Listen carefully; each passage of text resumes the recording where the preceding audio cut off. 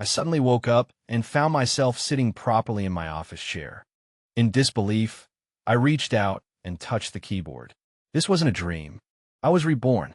Perhaps because I died too frustrated in my previous life, God gave me another chance to live. Good, great. I want to stay away from Lin Yuru, never to be seen again. I turned on the computer, intending to write a resignation application, but hesitated again.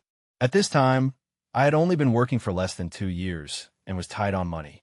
My father was doing odd jobs to repay debts, and my mother was in poor health and taking medicine all year round. If I resigned rashly, it would make things even more difficult for my family.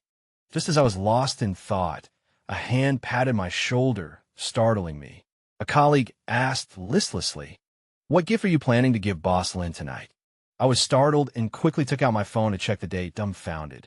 In my previous life, it was at today's gathering that I offended Lin Yuru, trapping myself in the quagmire of emotion for 20 years.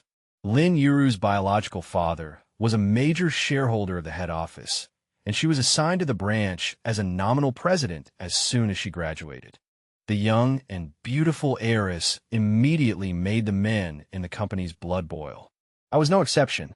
It's just that Lin Yuru was rarely seen throughout the year, and she always had a cold face when she occasionally came to the company, so everyone was not very dare to associate with her. It was precisely today that Lin Yuru had a birthday and, unusually, invited colleagues from the company to a gathering.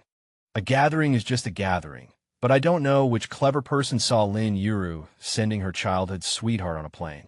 When he came back, he said that Lin Yuru invited everyone because she had just broken up with her childhood sweetheart and was afraid that she would be sad on her birthday. So, she thought it would be lively with more people, so that she wouldn't feel too lonely. Spoken without thinking, heard with intention. I took it to heart at the time, thinking that the more outwardly cold people are, the more they need inner gentleness at this time. So I gave Lin Yuru a very childish stuffed toy. From then on, I won her love.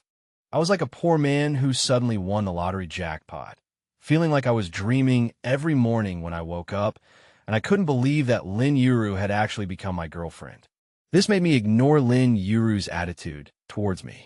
Until I got married, I felt that being able to marry Lin Yuru was a blessing I had cultivated for 10 lifetimes. However, 20 years later, I realized that marrying someone who doesn't love you is a painful cage. I have never seen her smile, never felt her tenderness. Everything was so cold. All my efforts were like confiding in my heart to a mirror. The mirror will not respond to me. It will only let me see my ugliness. That's why I asked her if she ever loved me before I died. Unfortunately, there was still regret. I let out a long sigh, regained my thoughts, and looked up to prevent my tears from flowing. "I'm sorry. Lin Yuru, in this life, I want to stay away from you." Evening. In a magnificent hall, Lin Yuru sat in the middle. She was still so beautiful, as dazzling as a star in the darkness. Every time those eyes blinked, my heart clenched. So I turned my head, not wanting to look at her, and clapped my hands silently with the song among my colleagues. Everyone waited for her to blow out the candles and took out the gifts they had prepared. Lin Yuru thanked them one by one, keeping a smile on her face. In her previous life, she always had a cold face whether in the company or at home. It was really difficult for her to make this expression now. When it was my turn, I handed her a small box. However, this time it was not a stuffed toy, but a broken bracelet that I bought from a street stall. It looked like jade, but it was actually glass. She definitely wouldn't like something that cost 3 yuan and came with a free gift, right? As a result, Lin Yuru put the other gifts aside in front of everyone. She just took out my gift and opened it on the spot. She was stunned when she saw it was a bracelet, but just when I thought she would throw it away, she immediately put it on her wrist. Lin Yuru looked up at me, revealing the smile I hadn't seen in 20 years. "Thank you. I like it very much." I thought I had misheard. Lin Yuru had enjoyed a privileged life since childhood, with 2 or 3 cabinets filled with porcelain and jade artifacts at home. This made her taste much higher than that of a commoner like me. In my previous life, when I was financially well off, I bought her expensive bags and jewelry, but Lin Yuru would just glance at them and toss them aside. She simply didn't care for those luxury goods that were essentially an intelligence tax. The bracelet I gave her today was just made of glass. There was no way she couldn't tell. Not only was Lin Yuru not angry, but she even smiled at me. In my previous life, I had devoted 20 years of my life to her, and I had never seen her smile like that. I suddenly had a bad feeling. Could it be that I didn't reincarnate into the original world? Was the Lin Yuru in front of me from a parallel universe, different from the one in my previous life? Did the trash I casually bought actually strike a chord with her? Could it really be that coincidental? I casually said, "You're welcome," and quickly turned to leave. Regardless of which world's Lin Yuru she was, I didn't want to have anything to do with her again. I didn't want to gamble my future on whether Lin Yuru loved me or not. 20 years of unspoken words, that suffocating feeling stuck in my throat, made me feel scared just thinking about it. Fortunately, nothing else strange happened for the rest of the time. Lin Yuru normally accepted everyone's blessings and thanked her colleague for their hard work during the holiday. I didn't want to have any interaction with her, so I drank and chatted with my colleagues. Until the party ended, everything went smoothly. I secretly breathed a sigh of relief, but I also felt a faint sense of loss in my heart. It felt like she had forgotten about me. The next day, I lazily went to the company. During the mid-year holiday, others either went out to eat and drink or traveled around. Who would be willing to work overtime if they weren't short of money? When I arrived at the company, I saw that my colleagues all had serious expressions and were busy typing away. Completely different from the lifeless appearance they had the day before. I was full of doubts. Wouldn't these bastards really believe the capitalist's sweet talk? Not long after I sat down, I saw Lin Yuru sending a few workers away. I suddenly understood. So Boss Lin was here. These grandsons really knew how to put on a show. But I didn't want to seem too special and attract her attention, so I buried my head and pretended to type on the keyboard like everyone else. But Lin Yuru walked directly to me and knocked on the table. Out of the corner of my eye, I saw that she was still wearing that bracelet. "Chen Lu, come with me for a moment." I was a little surprised. At this time, she was the president, and I was a junior employee who hadn't been working for 2 years. What did she want from me? If I couldn't figure it out, I simply wouldn't think about it. Anyway, no matter what her plan was, I would just refuse. I blankly followed Lin Yuru to the file room next to the president's office. The messy things inside had been moved away, and it had been completely renovated. Black oak office furniture, an oversized sofa, a fish tank, and flowers were all new. Her taste was indeed good. The whole office was full of classical beauty, with a faint scent of locust flowers. Lin Yuru pointed to the office and said, "From today on, you will be my personal assistant, and you will work here from now on." I was shocked. Although Lin Yuru was a rich heiress, she had always been fair in business matters. Before we got married in my previous life, I had worked my way up to supervisor on my own. She had not given me any convenience in the company because of our relationship. But this time, what was Lin Yuru trying to do? Personal assistant, which meant I had to face her every day. I didn't want to repeat the fate of my previous life, and I didn't want to be with her every day. So I immediately coldly refused her. "I'm sorry, President Lin, I'm not qualified for this position. If there's nothing else, I'll go back to work." As a result, Lin Yuru held me hostage with one sentence. "Triple your salary." I couldn't help but stop, and my heart skipped a few beats. Triple salary. I was making a little over $6,000 a month now, and tripling that would be nearly $20,000. Even after taxes, it would still be more than $10,000. With this money, my father wouldn't have to work so hard, and I could pay off the family's debts. My mother's medical and hospital expenses would also be taken care of, and if I saved a little, I could buy her more delicious food. I hesitated.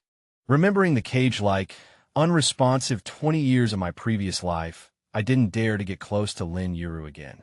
But then I thought of my father working hard under the scorching sun on some construction site while I was blowing air conditioning in the office. His back bent by heavy burdens, his shoulders peeled by the sun, were like a silent movie in front of me. silently telling of suffering. I bit my lip. Okay. I moved my belongings into the new office, trip after trip. My colleagues were surprised, thinking I had been fired. When they learned that I had become Lin Yuru's full-time assistant, they were so shocked that their jaws almost dropped. The colleague who sat next to me before smiled slyly and said, "Hey, I just saw President Lin wearing the bracelet you gave her, and now she's bringing you by her side. You're going to make it big." I retorted irritably, "If you're so great, how come you don't have a girlfriend?" In fact, I was laughing bitterly inside. Just like in my previous life, many people thought I was a winner in life. But no one knew what kind of life I was facing. Only a cold face, only commanding tones, no room for negotiation on anything. Whatever Lin Yuru said was law. I was like a puppet manipulated by her. I thought about divorce, but what would Lin Yuru do? She held the child and said to me, "If you dare to leave, I'll strangle him to death."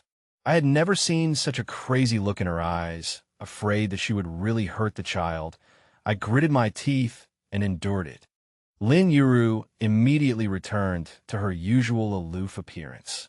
When the child grew up and could live independently, when I wanted to get a divorce again. As a result, I encountered a chain collision on the highway, and the leaked oil tank ignited a towering fire. After I rescued Lin Yuru, I died with regret. If they knew that half of my short life was spent in prison, would they still be envious? After moving my things, I looked out through the crack in the door. I didn't know where Lin Yuru had gone. I breathed a sigh of relief and sat down at my desk to sort out the information. In this life, I don't want to have any emotional entanglements with Lin Yuru. I only hope to let my parents rest as soon as possible. Then find a girl who loves me to spend my life with. But all this requires money. Since Lin Yuru gave me this money, I have to be worthy of her promotion. However, I can still be clear about what is public and private. What surprised me, however, was that Lin Yuru pushed the door open and came in before long. She didn't even seem to see me, took out all kinds of small things from her makeup bag, wiped her face, wiped her lips, took off her earrings. She busied herself on her face for more than 20 minutes, removing her makeup. Then she put on a mask, took off her high heels, and lay down directly. I was dumbfounded, wondering what she meant. Lin Yuru was naturally beautiful and cherished her face, and her daily maintenance had never been interrupted. But in the 20 years I was with her in my previous life, I had never seen her cherish it to this extent. My head was full of question marks. I looked at her and didn't say anything, whatever she wants to do, as long as she doesn't bother me. After sorting out the information, I turned on the computer to start working, but looking at the screen, I could see her lying opposite me, making me feel awkward all over. I finally couldn't help but say, "President Lin, it's working hours now. What will colleagues think if they see you sleeping here?" Lin Yuru didn't even open her eyes. "I bought such a good sofa bed just to sleep here. Now stop talking and do your job." I felt a tightness in my chest when I heard this.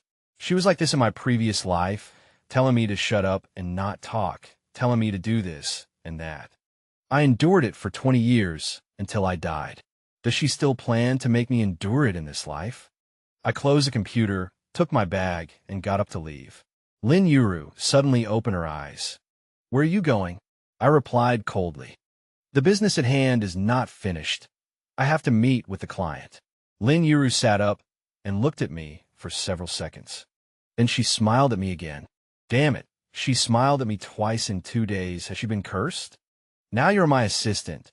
You don't need to run business anymore. Just stay by my side. I'll tell you what to do, and then you do it." She seemed to know that I hated hearing these words. The more I hated it, the more she said it. I told myself, don't get angry, don't get angry. I still have to rely on her to pay me. As long as I endure it, my mother won't have to lie in bed saying that she's a burden to this family, and my father could do less hard labor. So I tried to make my tone as calm as possible. "I'm sorry, President Lin, the company stipulates a business responsibility system. I must finish my own orders." Without waiting for her to reply, I hurried out. Walking on the street, the hot summer wind immediately gave me a sense of freedom. In my previous life, I walked into a trap and let Lin Yuru tie me down for 20 years. I don't even know how I managed to persevere. Now she wants to tie me to her side again. But fortunately, work is work and feelings are feelings. As long as I don't provoke her in my private life, I can just be a robot when I'm at work. I breathed a sigh of relief and spent the whole day running business. Until evening, I returned to the company to clock out and get off work. I sneaked into the office like a thief and just put my things down when I saw Lin Yuru pop out of nowhere like a ghost. She was eating ice cream and holding a blueberry sundae in her hand. "Here, this is for you. It's really hard work on such a hot day." I turned to look outside the door, and several colleagues were secretly peeking over here. The love masters were almost stretching their necks over. Everyone had a cheap smile on their faces. It must be some grandson who told her that I like blueberry ice cream. I glared at them fiercely and closed the door. Then I faced Lin Yuru and suppressed my voice and said, "President Lin, I appreciate your kindness, but please don't do things that are easy to cause misunderstandings again. I know you just broke up with your childhood sweetheart and need to find emotional support, but I'm just a small employee and you're the president of the company. We won't have a future, whether you believe it or not. I can swear to God and assure you that you will never fall in love with me in this life." After saying that, I put the information into the drawer of my desk and took out my phone to clock in. If I don't make it clear with her today, there will be more and more trouble later. I know that the person Lin Yuru really loves is her childhood sweetheart. I'm just like the stuffed toy I gave her in my previous life, just something she uses to fill the void left by her childhood sweetheart. I don't want to repeat the same mistake and give everything I have to someone who doesn't love me. In this life, I want a girl who loves me. At the very least, her heart and eyes are full of me, not someone else. Speaking of which, if I misunderstood, Lin Yuru in this life didn't intend to have any emotional entanglements with me. Then I'm just being sentimental and, at most, embarrassing myself in front of her. It's not a big deal. I'll apologize and admit my mistake to her in person. I don't love her. She doesn't love me. Everyone is happy. Even if she thinks I'm crazy and fires me directly, I'll accept it. I would rather work 3 jobs a day to support my parents than have anything to do with Lin Yuru. That's not the future I want. As a result, just as I was about to go out, Lin Yuru suddenly grabbed my arm and said with a smile, "Come with me."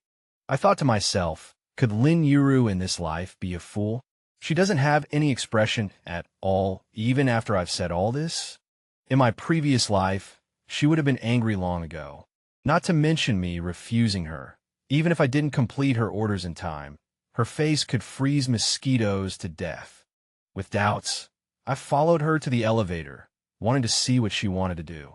She took me to the rooftop balcony. The twilight sky was full of sunset clouds. Lin Yuru was facing away from the sunset.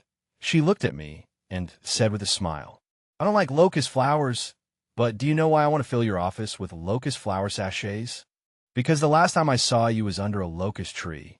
Her words were like a punch, hitting me so hard that my head was dizzy. Lin Yuru has also been reborn. I opened my mouth and couldn't speak.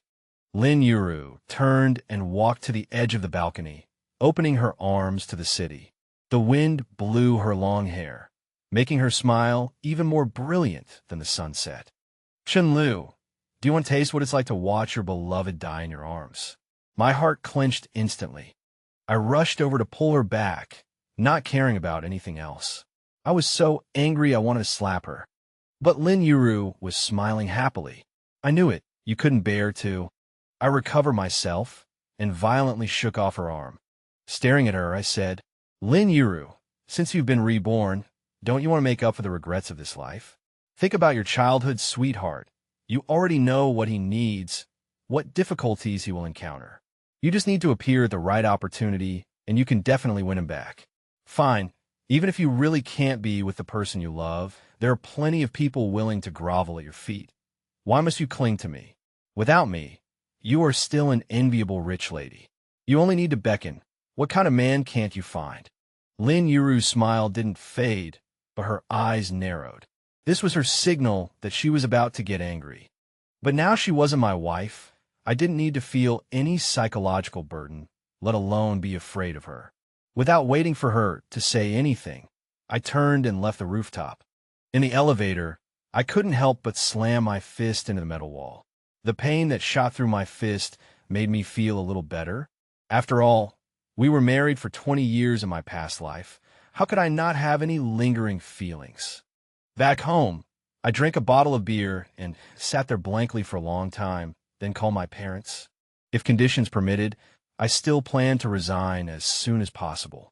Otherwise, being with the reborn Lin Yuru every day would inevitably lead to trouble sooner or later. My dad answered the phone. He was at the hospital keeping watch, and he reassured me that Mom's condition was just the same old problem and I didn't need to worry. I quickly asked him if they had enough money. If not, I still had some savings in my account. Dad immediately refused. He told me to focus on my work, save some money to get married, and live my life well, which was better than anything else. That way, he and Mom could die in peace. After he finished speaking, I told him to be sure to tell me if they ran out of money, and then hung up the phone. The thought of resigning vanished. I don't know when I fell asleep. I was sleeping soundly when the phone woke me up. It was pitch black outside the window. I immediately thought something had happened to Mom, and I picked up the phone with trembling hands. When I looked, it was Lin Yuru. Was calling at 4 in the morning, trying to scare someone to death. I was so angry that I really wanted to curse a few times. After taking a couple of breaths, I answered coldly. President Lin, isn't it a little early to be calling for work? I couldn't detect any emotion in Lin Yuru's voice on the other end of the phone. A full-time assistant doesn't have fixed working hours. You need to get used to it from now on. Open the door for me. I was stunned. I realized that Lin Yuru, having been reborn, knew where I lived. There was nothing else I could do at the moment, so I just put on a pair of shorts and went to open the door. Lin Yuru came in carrying large bags and packages and glanced around, saying, "When you live alone, you don't even bother to clean up. What a mess." I replied unhappily, "President Lin, no matter how messy my place is, it doesn't affect the company's image, does it?" Lin Yuru nodded. "That's true. Don't wear those clothes of yours. Put on what I bought and come with me to take care of something."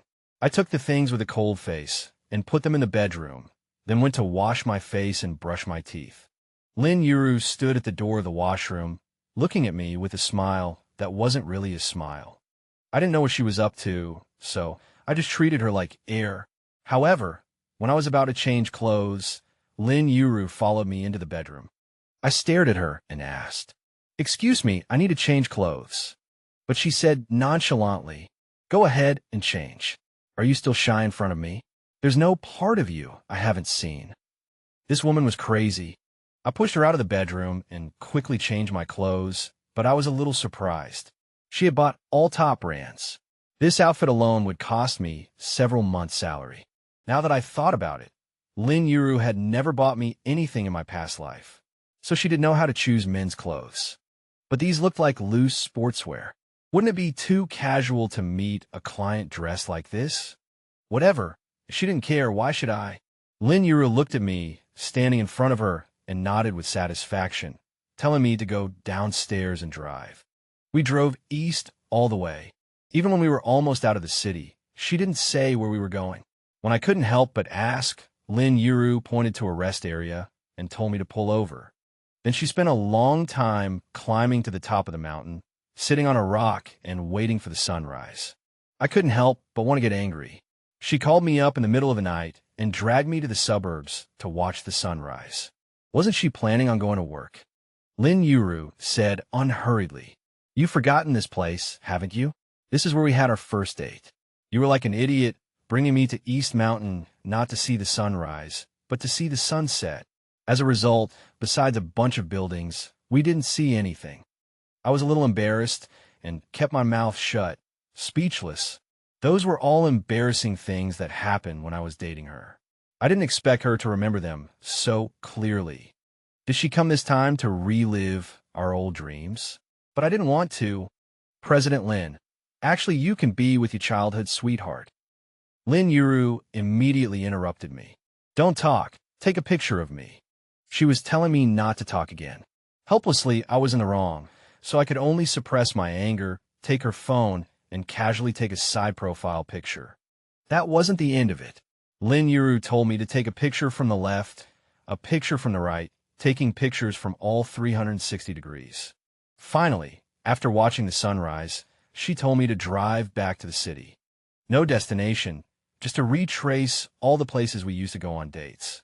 For an entire day, I braved the nearly 38-degree heat, traipsing around with Lin Yuru. At every location Lin Yuru specified, she insisted on recounting the things we had done there. She didn't even bother to avoid the passers-by. I was so embarrassed I wanted to hide my face. What was most infuriating was that if she was even slightly dissatisfied with a photo I took, she'd make me retake it over and over. Finally, I couldn't take it anymore, and I shoved the phone at her, telling her to take pictures however she liked. Lin Yuru looked at me and smiled. I only feel like you're truly alive in front of me when you're angry. That woman must have been mixed with something during her rebirth. I didn't want to bother with her, so I went to a convenience store and bought a drink, but she snatched it away after only a couple of sips. Exasperated, I grabbed her, stuffed her into the car, and floored the accelerator back to the company. A few days later, Lin Yuru was still calling me in the middle of the night, but today it was even earlier at 2 in the morning. I was numb. As long as she paid me, I'd be a camera that listened to her nonsense. Mechanically, I washed my face, got dressed, and drove to pick up Lin Yuru. This time, the destination was the airport. I perked up, wondering if Lin Yuru had lost interest in me and was leaving the city. But when we arrived, it turned out she was picking someone up, and who stepped off the plane but her childhood sweetheart, Wang Xiaochen. He didn't know me, but I knew him. I never imagined that the knot in my heart from the last life would still be there in this one. Lin Yuru pulled Wang Xiaochen into the back seat, and I drove in silence. All the way, they spoke in hushed tones. I didn't want to listen, but I couldn't help but try to, and yet I couldn't make out what they were saying. After the two of them went to the hotel, I sat alone in the car, waiting. Looking at myself in the rearview mirror, I couldn't help but laugh. Hadn't I always hoped that Lin Yuru would make up for her regrets and let me go? But when it was actually happening before my eyes, I felt an inexplicable sadness, resentment, shame, and anger. My emotions were tangled, a mix of feelings. I waited in the car, feeling like time was dragging on. When Lin Yuru finally appeared, I realized that tears had welled up in my eyes without my noticing. I quickly wiped them away, pretending to look casually out the window. Lin Yuru seemed happy, and she was talking more than usual. I wasn't interested in listening to what she was saying. I felt only endless anger toward her. Lin Yuru knew how to drive herself. She could have picked up Wang Xiaochen herself, but she had to have me take her. The woman who had said just a few days ago that she would die for me was now going to a hotel with her childhood sweetheart right in front of me. Was this the love game that wealthy heiresses like to play? In my last life, I had already spent 20 years playing house with her once. The result was a life of hardship. This time, I didn't want to play with her. It was time to end it completely. Suddenly, Lin Yuru turned to look at me, a teasing smile on her face. "Did you hear what I said? Why do you look like that?" I made a sound of acknowledgement and replied, "Sorry, President Lin, I was too focused on driving." "What did you say?" Lin Yuru stared at me for several seconds. Then she suddenly burst out laughing. "Yuri jealous?" I forced a smile. "No, it's a good thing that you can make up for the regrets of your past life." Lin Yuru reached out to touch my face, but I immediately dodged away. Her smile widened. "You can't fool me. You're definitely jealous." I pulled the car over to the side of the road, looked ahead at the road, and was silent for a long time. Then I said to her, "Lin Yuru, even ordinary people, considering 20 years of marriage, wouldn't do something like this, right? How many people have the chance to be reborn like us and make up for the regrets in their lives? Do you use it to play love games? I'm sorry, I don't want to play along in this life. I'll submit my resignation today. I hope you and Wang Xiaochen have a good life together." Lin Yuru was still smiling. She pointed to a park by the side of the road and asked me to get out and walk with her.